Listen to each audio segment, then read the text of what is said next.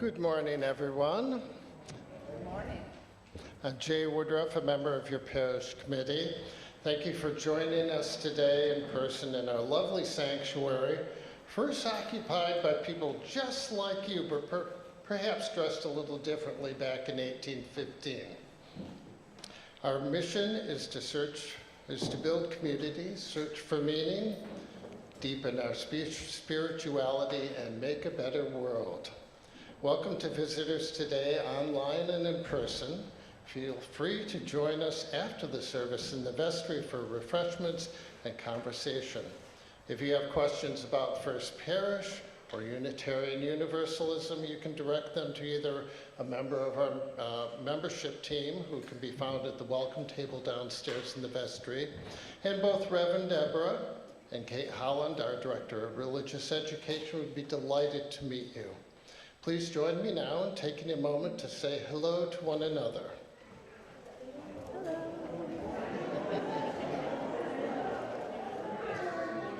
And do wave at the camera in the corner to those who are joining us online. Thank you to our service participants listed in the order of service, our technology stalwarts, caregivers, and the choir led by Polly Oliver. And also thank you to Barbara Buell for the flowers today. Our service will now begin.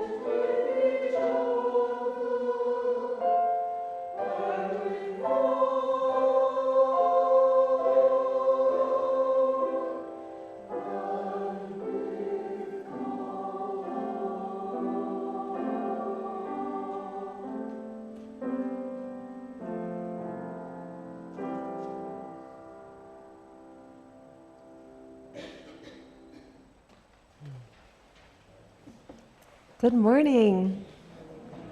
My name is Reverend Deborah Bennett, and I use she, her pronouns, and it's a delight to be joining you this morning in the creation of our worship.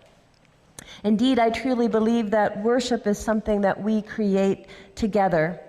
I know a few of us plan the service and put together the order of service and pick the music and pick the story, But indeed, those are just elements of our time together, and it is our commitment, being together, our attention to each other, that brings this time worth and is indeed worship. And I can't help but noticing that we are leaning towards this side of the sanctuary today, so if during the sermon you feel that you need to go like this, we'll just all have to lean this way. Welcome, everyone.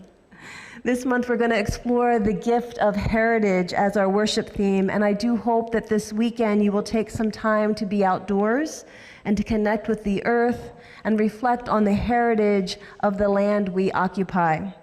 Although our state has not officially recognized tomorrow as Indigenous Peoples Day, I encourage you to use the day to educate yourself on the history and the lives of the Indigenous peoples of Turtle Island, and specifically this part of the country. In their honor, I opened this morning with these words adapted from Laura Bogle. It's called, "This is our home, but not just ours." We gather here to remember that this is our home, but not just ours. This land we live on, this water we drink, this air we breathe, these old mountains that hold us steady to the ground, these forests that give us their healing green, these flowers that give us their beauty and fragrance, these fields that give us our daily bread, these stars that show us our place. The wilderness and the tame backyards, all of it our home, but not just our home. We remember the ancestors who have lived on this land and who have shaped it. The indigenous nations whose connection to the elements here was more interwoven into their lives than we in the post-modern world may ever know. We remember the Nipmuc, the Pawtucket, the Massachusetts nations who seasonally called this land their home. And we honor the many other indigenous nations whose songs continue to echo here. This is our home, but not just ours.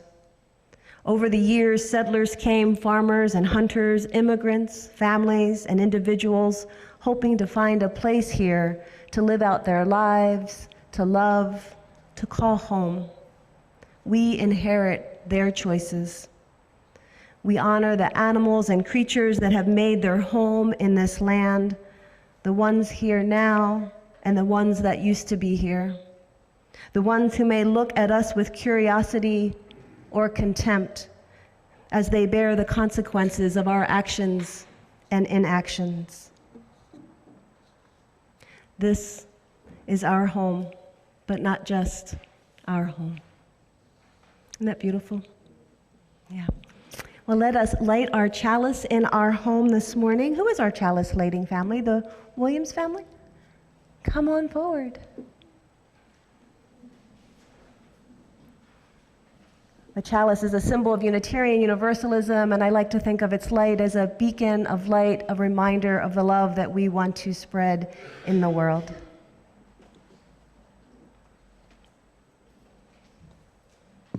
Please join me in saying our covenant. With open minds and loving hearts, we gather to search for meaning, to care for one another, and to work together for a better world. Thank you, Lucas. And now let's rise in body or spirit together for our opening hymn. Again, this side, you're going to have to sing louder so we all balance out here. It is in the teal hymnal. It is number 1020. Whoa, ya, ya, which is just fun to say.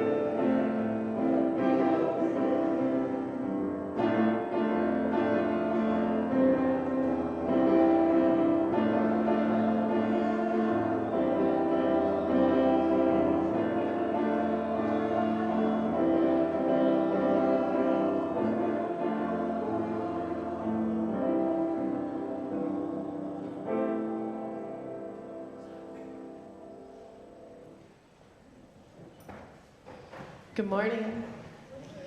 I'm Kate Holland, the Director of Lifespan Education here at First Parish, and my pronouns are she, her. So this morning's story has a disclaimer. So my story comes from Australia, and despite having married a man that is Australian and living with him for 35 years, I cannot do the accent. So we're just going to have to imagine that accent in this story. So like I said, the story takes place in Australia, and I have not been, but I have heard that it is filled with beautiful animals and birds and mountain vistas and things that aren't like here where we live in New England. My story is about a koala, and the koala's name is Kevin. Kevin lived in a gum tree, which I know the slang for, but if you don't, it's a eucalyptus tree. And so Kevin lived in the eucalyptus tree, and he loved to just cling on to that tree. He loved it because he was so good at it. He was very good at clinging on to the tree. And he also loved that the tree's leaves, eucalyptus leaves, were incredibly delicious. And it was a great place to see the whole land from up there in the tree, and he could nap there too. And he was good at all of those things. And sometimes he'd look below and he would see other animals, and they were zipping about and rolling in the dirt and hanging out and doing stuff. And Kevin was like, not my thing, just not my thing. So he liked living in his tree. And so Wombat came up one day and said, hey, Kevin, come on down, let's play a game. And he was like, well, you know, I have to eat these leaves, and after I do that, I'm gonna want a nap, so I just can't. And so the roos were walking by, and they were like, that's a great idea. Kevin, come down and play with us. We would love that. And Kevin was like, no, I think that I need to just cling on here for just a little bit longer. So Kevin just didn't want to leave. His life was kind of slow, and he loved it that way. But some nights, the animals would get together, and they would do a campfire, and they would sing Waltzing Matilda. And he'd look down from his tree, and he'd say, you know, that looks really fun, but I couldn't leave my tree. So one morning, he woke up, and he heard, he was like, huh, what's that? And then he heard it again. He looked down, and there was a bird on his tree. Can you guess what kind of bird it is? It was not a kookaburra, because kookaburras do not tap like that. It was a woodpecker. And so the woodpecker was pecking at the tree, and pecking at the tree, and all of a sudden, he could feel the tree start to move. And he was really kind of frightened by that. And all the other animals were below, and they were like, Kevin, let go. You don't want to fall down with the tree. And Kevin's like, I can't let go. And then all of a sudden the tree whoosh, went over, and he was in it. And he didn't know what to do. But the other animals came, and they helped him get out of the tree and made sure he was safe. And Kevin sat for a minute, and he's like, I'm down on the ground. The worst thing I thought could happen in the world has happened. And you know what? I'm okay. So when the wombat asked him, hey, Kevin, do you want to come and play with us? He said, you know, I think I can. And so when they had the fires at night, he sang Waltzing Matilda with all the other animals. He was a little flat because he just wasn't very good at singing yet. So, but he realized it's hard to change. But when you try something new and something happens to you that is different from your day, and you're willing to try something new when someone asks you to join in, it's okay. It's okay to change. And sometimes that change leads to wonderful things. So I am going to invite my friends that are in C class to come on down with me. We're going to start a diaper drive today, so Woo-woo. keep that in mind. Thank you. Oh, all of you have to sing us out, so.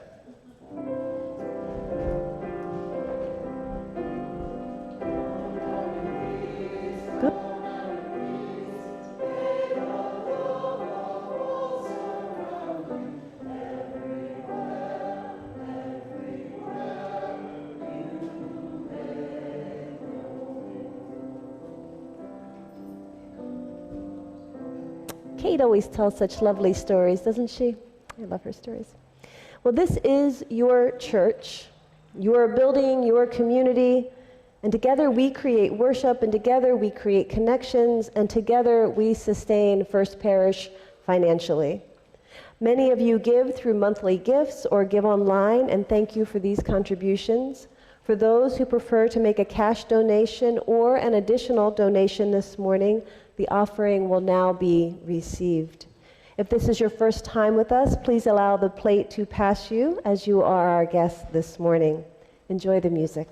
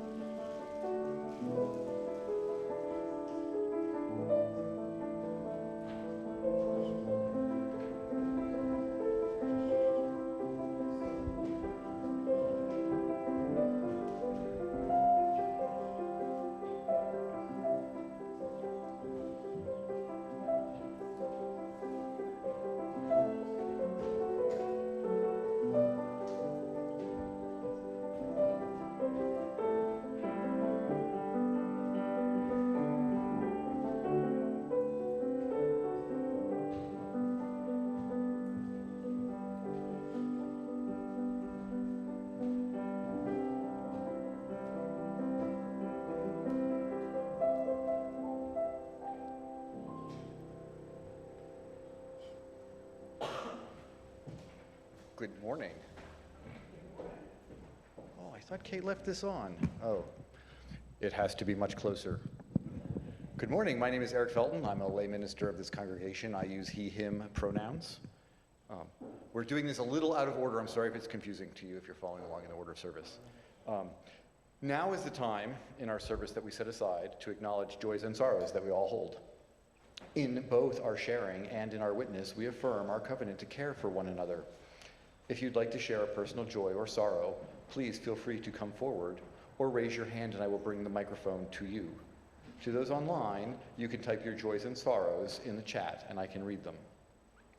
Today, Reverend Deborah will light our candles as we share our joys and sorrows.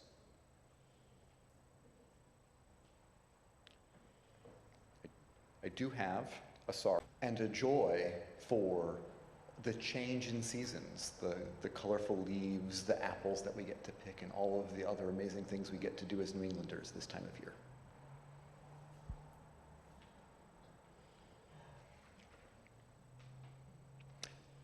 As Reverend Deborah lights the final candle for those joys and sorrows, not spoken, let us hold in our hearts those who have, those they have named, and those we hold in silence. Blessed be. Thank you, Eric. I'm going to invite us now into a time of centering, time of prayer, meditation. You get to pick your word, but it's our time to pause. So if you enjoy closing your eyes to pause, please feel free to do that now, or just have your eyes lowered. Give yourself this gift of some time. And I see a few people already naturally taking a deep breath, so I invite us all to do that now. To take a deep breath in and a long exhale out.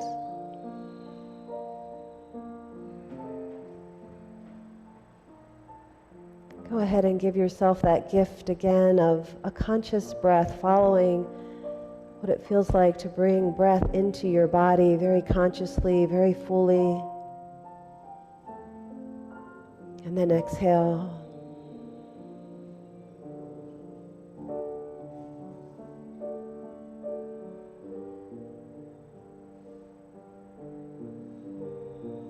We are alive for such a short amount of time.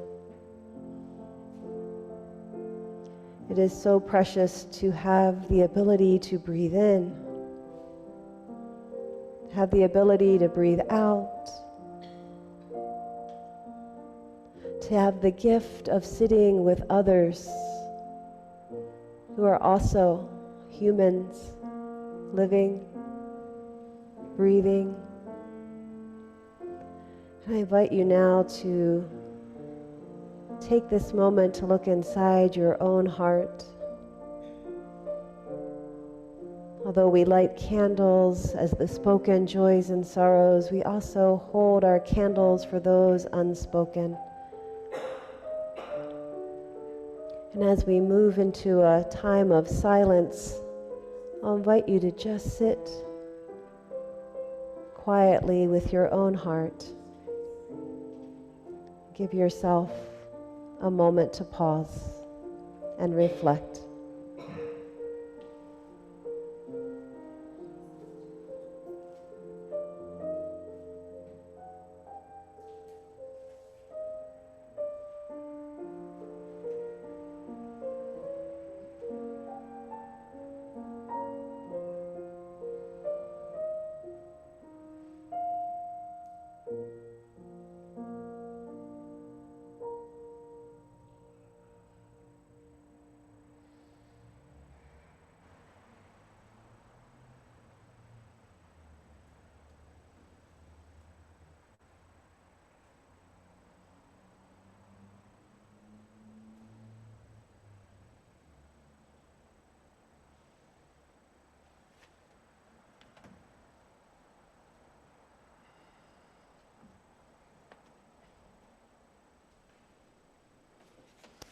As you feel ready, allow yourself another nice deep breath as you exhale. You may open your eyes back into this space.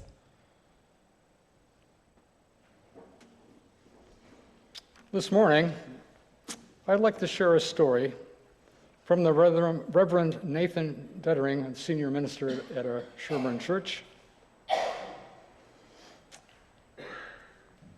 I see about 100 yards down on a plateau that juts down and then out into the horizon with an edge that leads into nothing but air.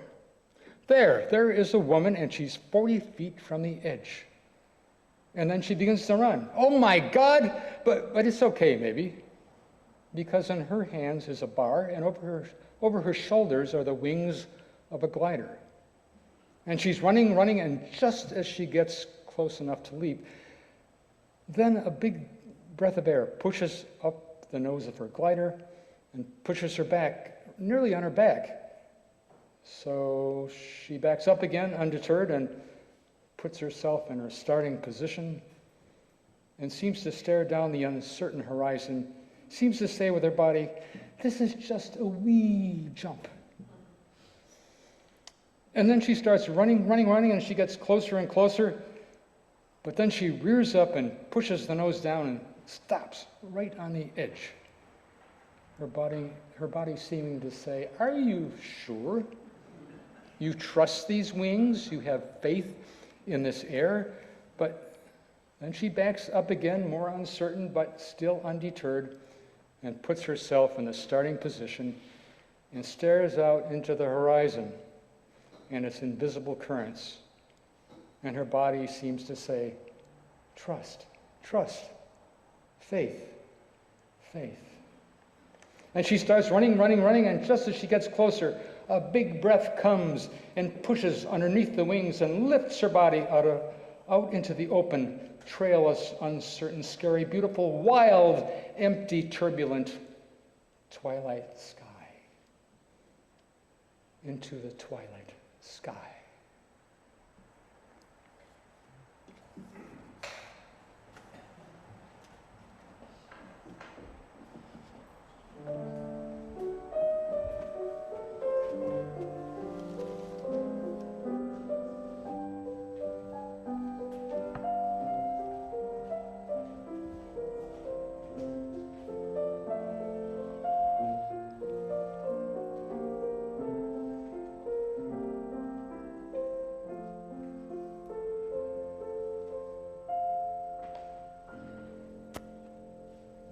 I don't know about you, but I can imagine myself on that cliff, watching from a very safe distance.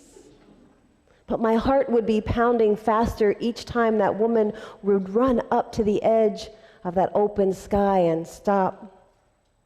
And I'd surely be holding my breath at the moment when she finally steps off that edge until the air finds her and lifts her up. And I wonder what I would do if it was me holding that bar with those wings above me.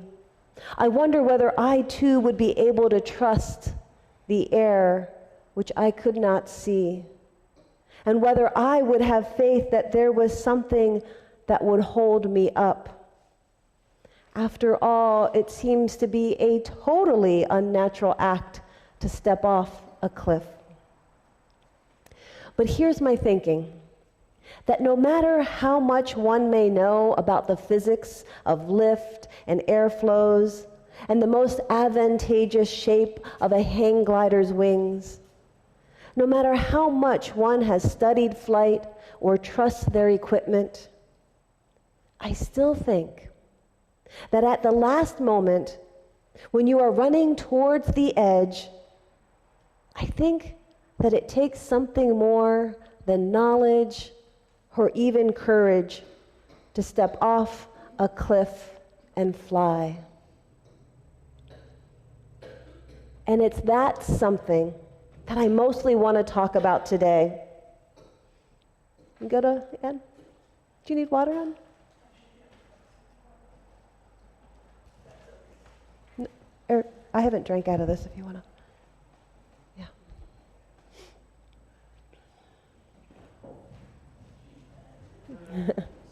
That's okay. Anybody else need anything? I've got cappuccino back here. We're good? All right. You let me know.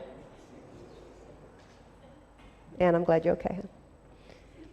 But that's what I mostly want to talk about today. Not because we have a First Parish gliding club planned out, although we could, but because as I pondered Unitarian Universalism and the evolution it is embarked on, I realized that it would take more than a simple study of the new Article 2 words for us to decide whether we are going to embrace them or not. And truthfully, though I'm concerned with what we decide about Article 2, I am more deeply concerned with how. How will we hold each other in these conversations? And I hope the answer lies in that something that I mostly want to talk about today. What I mostly want to talk about today is that open, trailless, uncertain, scary, beautiful, wild, empty, turbulent word, faith. Now I know that faith is not listed as one of the key values of Unitarian Universalism, and that some of you in this moment may be trying to figure out how you can get down to coffee hour early, having me mention the word. But please give faith a chance. Yes, for some, the word faith has negative connotations and memories and meanings. For some, faith is associated with specific beliefs around creation and salvation and redemption. And most likely, you have either never had those beliefs or you've left them behind years ago. Now, some of you may see the word faith as just a catch-all phrase for giving permission to believe something that is categorically unprovable. Some see the word faith as unnecessary, harmful, or even dangerous. Yes? Any of those categories fit for you? And I get that, and I hear you. But I think that faith can have a meaning, something different for us as Unitarian Universalists. Perhaps it already does for you. Because the faith I want to claim today for us as Unitarian Universalists is a faith that is what I call an evolving faith. A faith that I think is vital to who we are now and who we are becoming. But before we go there, I want to take just a little sidebar into this word evolving, or the idea of evolution. You see, this week I listened to an episode of The Daily, and there was this episode about mosquitoes, specifically about the mosquitoes that carry malaria. The episode was titled, "The Mosquitoes Are Winning." The experts that were interviewed talked about how years ago, very effective measures were put in place to decrease mosquito bites across African countries, thus reducing malaria by about 50%. However, over time, mosquitoes, who have a very short lifespan and can evolve quite quickly, they did just that. They evolved. They evolved their feeding habits and their biology to survive and, in fact, thrive, and are now making a resurgence, bringing a resurgence of this deadly disease. Now, as I listened to this story and I pondered the evolution of Unitarian Universalism and our current Article 2 changes, I couldn't help but wonder whether the mosquitoes had to get together with some big mosquito general assembly, or if they had to have debates and subcommittees and working groups and delegates and votes that they all had to pass and agree upon so they could make the changes necessary for their survival. I do not know the mission of a mosquito's life, and perhaps it is deeper than I know, but it seems that feeding on blood is very much an agreed upon mission amongst them. And on hearing how quickly they adjusted themselves to stay true to that mission, I wondered if we could learn something from them. It does seem that we humans struggle with transformation and evolution and resist change. Do you know anybody like that? I mean, who really loves it when your partner sits you down and says, "Is now a good time to talk? I have some constructive input I'd like to share with you, and the truth is, I think you could stand for a little evolutionary transformation." Now, they don't actually say those words, but that's what they're thinking. And rarely do we reply, "Oh yes, please, please tell me all about it and I will get right on changing." No, we like that long game of evolution, don't we? We talk about that arc that bends towards justice out there in the future somewhere. But sometimes I wonder if we could actually handle if true justice and equity happened instantaneously. Could we handle the changes that meant for our lives? And yet we are a religion whose very structure is grounded on the idea of evolution and change. As the great Unitarian theologian James Luther Adams puts it, we recognize that revelation is continuous, that we must adapt our lives and our religion to the evolving world and our understanding of it. Now, most of you are quite familiar with the history of Unitarian Universalism, so this will not be a little essay today. But most of you are familiar with its many transformations, from its origins as Christian Universalists and Christian Unitarians, through its present-day identity as Unitarian Universalism. This faith has had many theological ebbs and flows, and decades of ethical and moral progressive stances, although often with great internal and external struggle. Even after the merger of the Unitarians and the Universalists in 1961 and the adoption of 6 principles, yes, there were 6 back then, including one that stated this: It said, "We affirm, defend, and promote the supreme worth of every human personality." And yet, Unitarian Universalism after that struggled with embracing women's participation as clergy. Many UUs struggled with embracing gay, lesbian, and bisexual inclusion and marriage. Unitarian Universalism has struggled with racism, and we still are working on recognizing the impact of colonialism and white supremacy culture. Many UU congregations have or still are struggling with full inclusion and honoring all genders, all sexual orientations, and all family structures.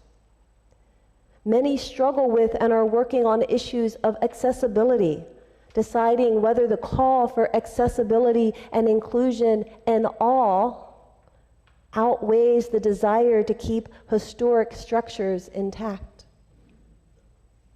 UUism struggles with its identity as a place of worship and social action, and we're figuring out how to include both spirituality and ethical work side by side. And I know the list goes on. We are not a finished religion with a book once written and now only left to be followed, right? It is a book we are writing. We are a living tradition with an evolving faith. So if everything keeps changing, what does hold us? What faith can we share as we navigate the changes ahead? I remember the first time I planted a garden. And in the morning, a few weeks later, when I went out to check on it, and I saw that very first tiny little pepper starting to sprout out, starting to form. And I ran inside and announced to my husband we had been recently married, and he just laughed. He said, "Oh, so you thought the miracle wasn't going to happen to you?" And I was taken aback because he was right. I knew that peppers had been grown for centuries, if not much longer, perhaps by thousands, if not millions of different people. But there I was, gobsmacked, amazed that a seed that I had planted turned into a baby pepper. And it did feel like a very personal affirmation that I too was part of the web of existence. And I wondered why I had doubted that fact. Because obviously there was something more going on. Obviously there was something that called forth life, despite the fact that I was a meager horticultural knowledge holder. In that moment, I felt a connection and love from and with the entire universe like I had never felt before. There was something in me in that simple act of recognition that awakened. And that recognition would awaken again at the birth of my children, when I felt the universal urge towards life was greater than anything I had ever felt before. And I knew I was part of something that was so much larger than myself. And for me, that is faith. Faith is a feeling. It's feeling myself as part of something larger, feeling myself as part of an intricate web of life. Faith is trusting that life is always moving towards more life. Faith is trusting the evolutionary urge moving us forward. Faith is knowing that I do not have to, nor can I create life alone. I cannot create a pepper from nothing. Faith is listening to that call of life that brings forth love and joy. Now, I cannot always control the outcomes of things, gardens and children very much included, but having faith that I am not in it alone makes all the difference. And I notice that when I forget that, life is harder and it takes more effort. And at times I can struggle really hard because I'm trying to get it all right. I'm trying to make sure that everything is perfectly lined up before I step off the edge and into experience. Has anybody ever done that? My guess is that there are or have been some cliffs in your life, places where you peek into the future and all you see is a vast emptiness. You can't see what is out there. And I imagine that one response to stepping into the unknown future is to read and study and to get to know everything about your flight gear and the journey ahead, and that's good. And I imagine at times you approach that edge and you change your mind and you hold back and you retreat just a little, saving that adventure for another day. And that's okay too. But when the time comes, when it is time to take that step out into the unknown in your life, after all the study and understanding of what lies ahead is complete, after all the hesitation has been experienced, then I think what we all want most to know is that there is something that will hold us up. There is air beneath you that will carry you to your destination. Now, I call that air love. Other people have other names for it. And knowing we have that to hold on to makes all the difference. And I think that we all need that kind of faith. And that we as a faith tradition, we need faith that if we are going to live into our values, that there's something that goes with us besides just our wonderful intellects. So in case you were wondering what this Article 2 stuff is about, because obviously we talked about faith, what about this Article 2? I know some of you probably read the description blurb for this sermon and thought, oh, it's just going to be about that. So here's that part. So I'm just going to talk about it very briefly, but I'm going to ask you hold in mind this idea of faith as I do. So when Unitarians and Universalists merged or consolidated, we sometimes argue about what it was. Was it a merger or a consolidation? Back in 1961, the Unitarian and the Universalist Association was formed. Okay? And Article 2 is part of the bylaws of the UA, the Unitarian Universalist Association, and officially defines the association's purposes and UU-isms, Unitarian Universalism's principles and values. The section of the bylaws, that section of the bylaws is required to be reviewed every 15 years. So several years ago, the process of review began and culminated at our General Assembly this past June with a proposal for change. And as interdependent congregations, UU communities are asked to review these proposed changes this year during the year, and then either to ratify them or reject them at next June's General Assembly. Now, I don't know if you saw it, but in the back of the sanctuary, and you can get one on your way out, there are copies of the new proposed Article 2 wording, and please do take one of those. Throughout the month and throughout the year, Kate Holland and Susie Keys and I will be hosting 4-part sessions to review them and talk about them and give you time to kind of wrestle with them and explore them. Well, one of my favorite statements in the new proposal is the one about transformation. And it says this, it holds transformation as one of our core values. It says, we adapt to the changing world. We covet it to collectively transform and grow spiritually and ethically. Openness to change is fundamental to our Unitarian and Universalist heritages, never complete, never perfect. But my most favorite part is in the beginning. And the beginning reads like this. It says, as Unitarian Universalists, we covenant, congregation to congregation, and through our association, to support and assist one another in our ministries. We draw from our heritages of freedom, reason, hope, and courage, building on the foundation of love. Love is the power that holds us together, and it is the center of our shared values.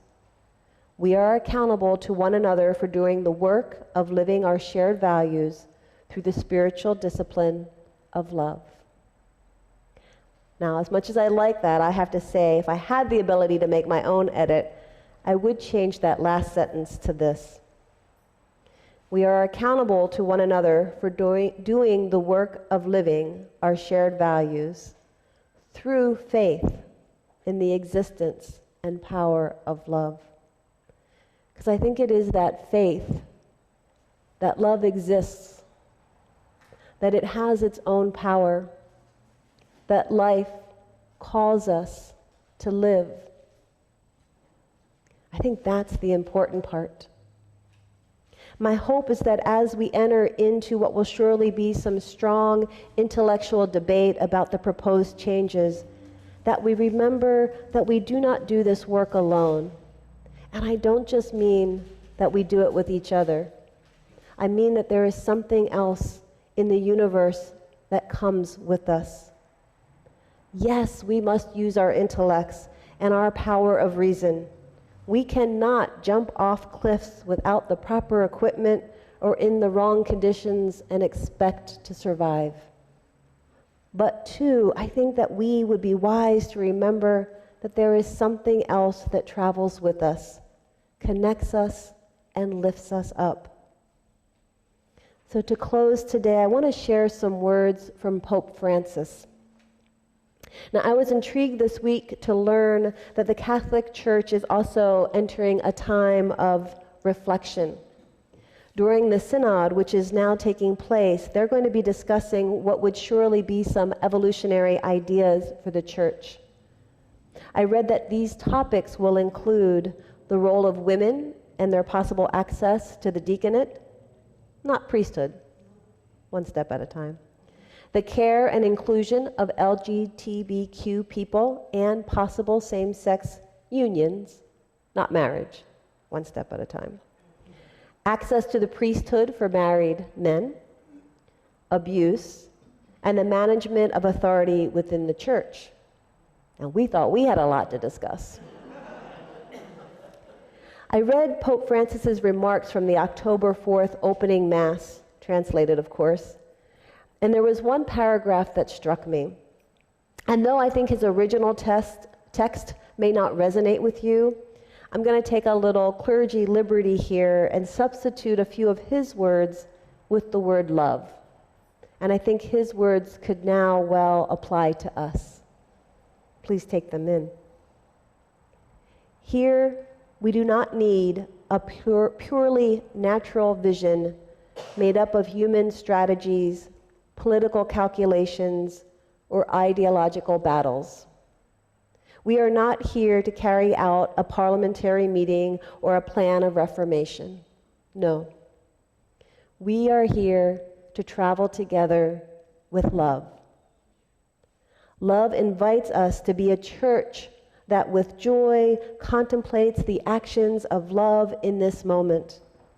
Amid the sometimes agitated waves of our time, love does not give up, does not seek ideological loopholes, does not barricade itself behind preconceived notions, does not give in to convenient solutions, does not let the world dictate its agenda.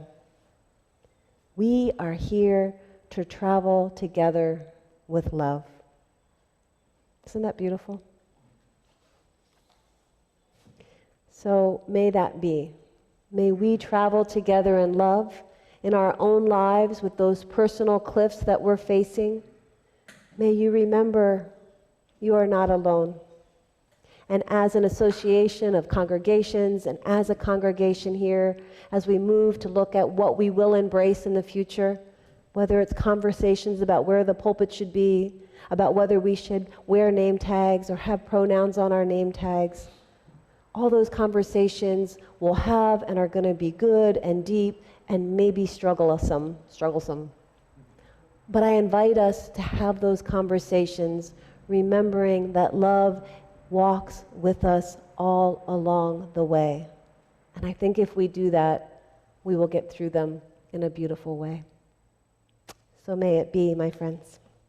Let us sing together, shall we? Please rise and body our spirit. Our closing hymn is 1028. That too is in the teal hymnal. Oh, you know what? I think I missed something. I was just testing you to see if you still like doing that or not. Oh, we have something even better than that. Please. Charlie, I didn't forget you. Better than extinguishing. Let's have music.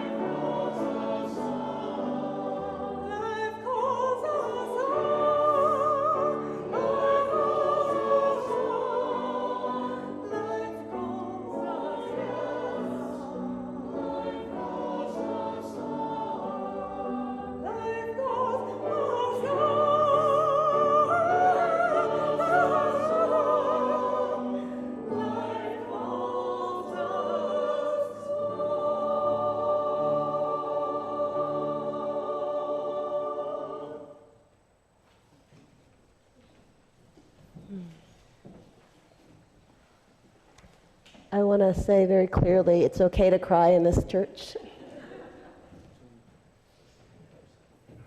Yeah, thank you. That was beautiful. I extinguish our chalice, then we will have our closing hymn. And I walk with you in gentleness today as you take in faith for yourself and what that means for you. as life calls you on. Our chalice extinguishing words are in the order of service, if you'd like to join me. We extinguish this flame, but not the light of truth, the warmth of community, or the fire of commitment. These we carry in our hearts and out into the world until we are together again. Please rise in body or spirit as you are able. We're going to sing the Fire of Commitment that is in the teal hymnal. It's 1028.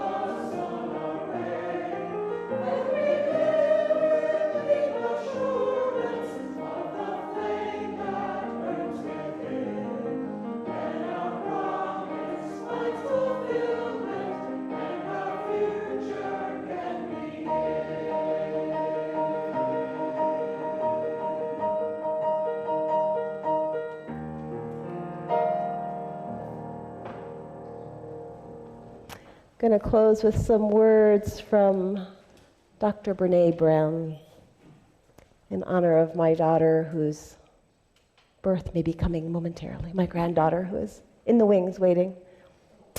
This little piece is called Faith is Like a Midwife. I went back to church thinking that it would be like an epidural, like it would take the pain away, that church would make the pain go away. Faith and church was not an epidural for me at all. It was like a midwife who just stood next to me saying, push, it's supposed to hurt a little bit. May we hold each other in faith and love and trust this life force of which we are indeed connected. Blessed be. Go now in peace, my friends, and take peace wherever you go.